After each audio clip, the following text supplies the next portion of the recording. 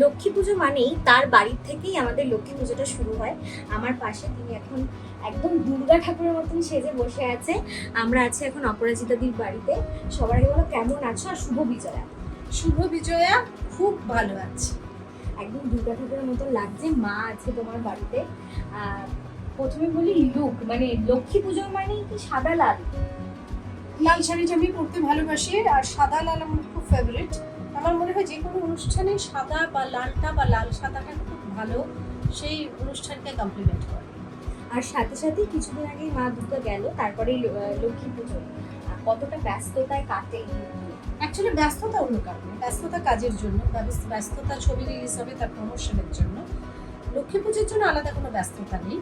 লক্ষ্মী পুজোর জন্য আমরা খুব হই হই করে অপেক্ষা করে থাকি দিনটা কবে আসবে। নাড়ু বানানো হয় নিজে হাতে? মাঝে মধ্যে বানাই, তবে এবারে মা বানিয়েছে, আমি ওইগুলো পাকিয়েছি। যেগুলো ফর্সা হয়ে আছে সেগুলো আমার করা। ও, কালার ডিফারেন্স মার, মানে যাতে চিনতে সুবিধা হয় কি এই জন্য? না, একটু দেখতে ভালো লাগবে, একটু লাল একটু সাদা এরকম করায়। আর কি কি ভোগে রয়েছে আজকে? মা বলো। মা লক্ষ্মীর জন্য তো বিভিন্ন রকমের যত রকমের নাড়ু নেওয়া হয় সবই আছে। তাছাড়া এদিকে লুচি ভোগ আছে, 5 রকম ভাজা, সুজি, তারপরে সিমের পায়েস, আর এদিকে ফল প্রসাদ, চিড়ের ভোগ, ছোট মেয়েদের জন্য সিমেরও আছে। ভোগের ডিপার্টমেন্টটা তাহলে মার আন্ডারেই থাকে কি? পুরো ডিপার্টমেন্ট সব আমাদের, আমরা সব মাতে সমর্পিত। মা হচ্ছে আমাদের অন্নপূর্ণা, আমরা সব মায়েদের। মা হচ্ছে অন্নপূর্ণা, আমি হচ্ছে দেবী চণ্ডী, এরকম ব্যাপার আর কি। হ্যাঁ, চণ্ডী মানে তো রুদ্র রূপ। রুদ্র রূপ, সবসময় মাথা গরম হয়ে আছে আর কি। মা চণ্ডীকে সবসময় রুদ্ররূপ ধারণ করে, তাকে করে না যখন তার প্রয়োজন হয়। মা দুর্গা কি অসুরকে যখন বধ করেছিল তখন চণ্ডী রূপেই করেছিল, তাই জন্যই ও মা চণ্ডী হচ্ছে কারণ আছে, যখন প্রয়োজন পড়ে তখন মা চণ্ডী। তো আব্বাকে দেখে খুব শান্ত মনে। বাহ, দেখে কিন্তু বাহ। শান্ত মনে। না, ও তো আমার কাছে সবসময় তোমায় কিন্তু অন্নপূর্ণা বলবে, আমার বল সবসময়। মানে এই কমপ্লিমেন্ট, এই খুনসুটি গুলো চলে বলো? মা আমাদের অন্নপূর্ণা, শি ইজ অন্নপূর্ণা।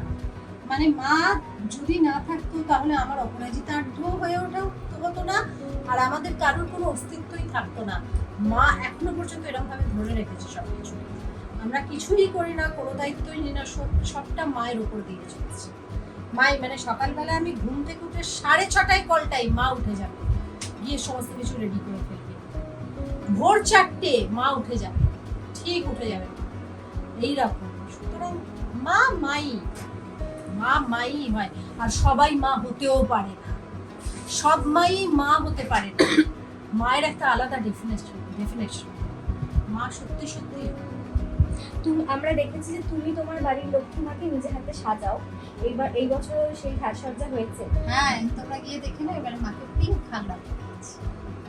এটা কি থিম চেঞ্জ হয়, মানে একদম না, বছর মানে বছর? প্রত্যেক বছর উনি যেরকম সাজতে চান সেই আমরা সবই ওনার উপরেই ছেড়ে দিই, উনি যেটা চান। সাজের প্ল্যানটা পুরোটাই তোমার থাকে? প্ল্যানিং কিছু করা থাকে না, মানে ওটা হয়ে যায়। আমরা জানি তোমার বাড়িতে পুজোয় বেশ অনেকেই আসে, সাথে সাথে এখানে বসে ভোগ খাওয়াও হয়। তো আমি শেষ করব, কারণ তোমার আজকে ভীষণ তাড়া আর ভীষণই তুমি ব্যস্ত। সবশেষে দর্শককে কি? প্রত্যেকে খুব ভালো থাকুন, আনন্দে থাকুন, সুস্থ থাকুন, সুখী থাকুন।